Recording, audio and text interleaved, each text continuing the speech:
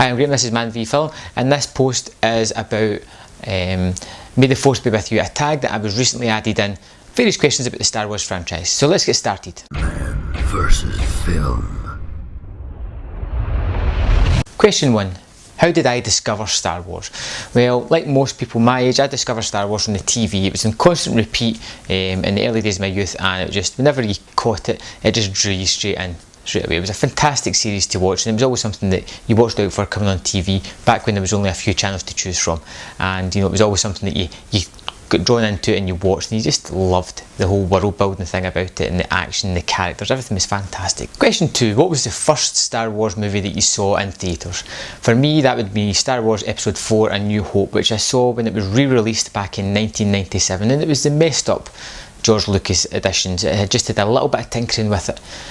And you know what, it was great to see them on the big screen. I got to see the original trilogy there a few years before the prequels came out. Question 3. Who's my favourite Star Wars character or actor? My favourite character is Han Solo from the original trilogy. It's an easy answer, and it's one that a lot of people will say. It could have been either Han Solo or Boba Fett.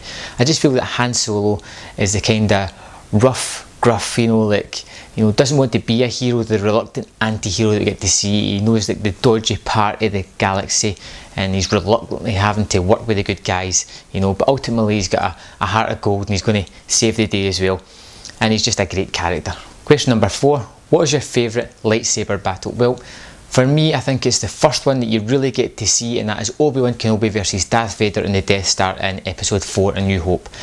And it's a great fight, and it just stops with Obi-Wan just stopping everything and sacrificing himself for the greater good. And it's just a great fight, and it just lets you know the kind of action that you're going to see in these movies. I'm not a fan of the prequel ones where you've got like Yoda jumping about all over the place. I kind of like the sort of stage when it's more kind of almost a duel kind of thing where they're not doing all these flips and stuff like that. It's just straight on a lightsaber duel. I just like it. It's the first one that you saw, and it just kind of sticks with you. Question number 5. What is your favourite instalment of the Star Wars score? I don't know if that means which movie scored I like the best, or which individual tune. If it's individual tune, it has to be the Imperial March. Ba ba ba ba ba ba. That kind of thing. It's just it sticks with you. Everybody knows it.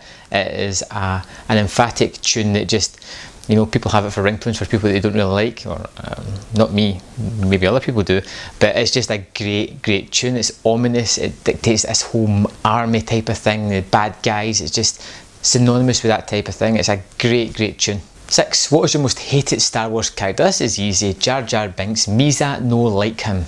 Question number 7. What's your favourite chapter of the Star Wars franchise? I like the first three movies, episodes 4, 5 and 6 together as a continuous story, but if I had to break that down, and it is the easy answer and it's the populist answer, and that is I like Empire the best because it's such a downer. People don't end up where they should be. It's not a happy ending as such, but it does have that conclusive feel to it. It's got that strange, Luke Skywalker's lost his hand, he's found out who his father is, the Empire's taken over everywhere, the Rebel Alliance is pushed to a corner of the galaxy and they look as if they're going to get overrun. It's just such a downer an ending that really builds up towards the third part. You got to see the conclusion, you can't wait to see what happens, but it's an individual movie on its own, and it's got some great set pieces. It's got the Hoth part at the start, and it's got Luke going to see Yoda and getting trained and all these kind of things, and it's just the more interesting movie for me. Question 9. Have you ever dressed up as a Star Wars character, and if so, what one? No, dressing up's not really my type of thing. I haven't been to many dress up parties, or I haven't dressed up as that kind of thing.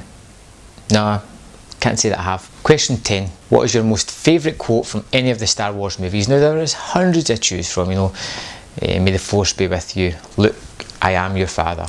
I like one. It's more a descriptive kind of sense, one that you don't really hear much of, and that is Mos Eisley Spaceport. You will never find a more wretched hive of scum and villainy. It just describes the place in one sentence, and I just thought it just has a nice ring to it. It's not the most famous quote, but it's one that I really do quite like. Question 11. What is your favourite Star Wars reference in pop culture? Now I had to have a good think about this one. There's a few that I do like, and you've obviously got the Family Guy prints of it, you've got Star Wars things and Simpsons and things like that, but I think my favourite pop culture reference has to be in South Park, and that is the Chewbacca defence. If you haven't seen that, I'll put a link to it below for the video on YouTube. It's ridiculous, but it's such a clever use of like Star Wars knowledge and things like that, and every time I see it, it just makes me smile. It's such a great reference without being overly overt and straight in your face. Question 12, and the last question: who would you like to see in the new Star Wars trilogy?